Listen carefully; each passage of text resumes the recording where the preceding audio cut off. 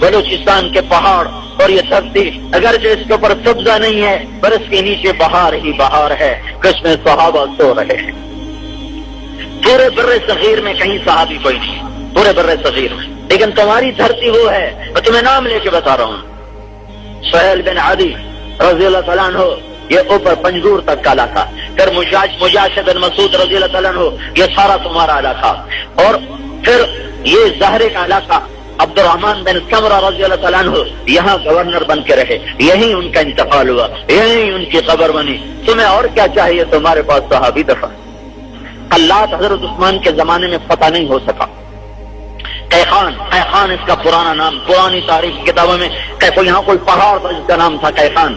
پھر یہ حضرت علی رضی اللہ تعالیٰ عنہ کے زمانے میں حارث بن مرہ رضی اللہ تعالیٰ عنہ نے قلات کو فتح فرمایا ہے۔ یہ خلفائے راشدین کے زمانے میں آپ کا سارا علاقہ فتح ہوا ہے، اور خلفائے راشدین کے انوارات اس علاقے میں پھیلے ہوئے ہیں۔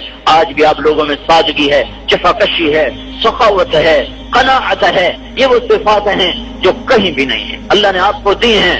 ہمارا پنجاب تو حرص و حوث کی بھٹی بن چکا ہے، انسان نہیں ہے، لومڑیاں ہیں یا بھیڑیے ہیں جنہیں یا کھانا ہے یا لوٹنا ہے یا لوٹ مار کرنی ہے یا دھوکہ فراڈ ہے۔ آپ کے پاس اسباب زندگی تو چھوڑے ہیں، بس تمہاری دھرتی کے نیچے صحابہ سوئے ہوئے، تمہاری دھرتی کے نیچے بڑے بڑے علماء، بڑے بڑے اولیاء، بڑے بڑے تابعین، وہ زیر زمین آرام میں ہیں۔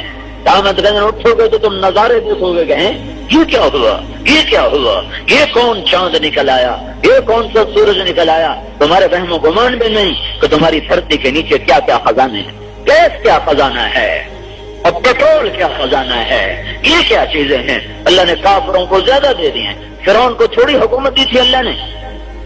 اور جب میرا نبی لکڑی کے پیالے میں روٹی کھاتا تھا، ایران کا بادشاہ سونے کے برتنوں میں روٹی کھاتا تھا، اور جب میرے نبی کے پیٹ پہ پتھر بندھے ہوتے تھے تو روم کے بادشاہ کے دربار میں سونے کے جام میں شراب پی جاتی تھی۔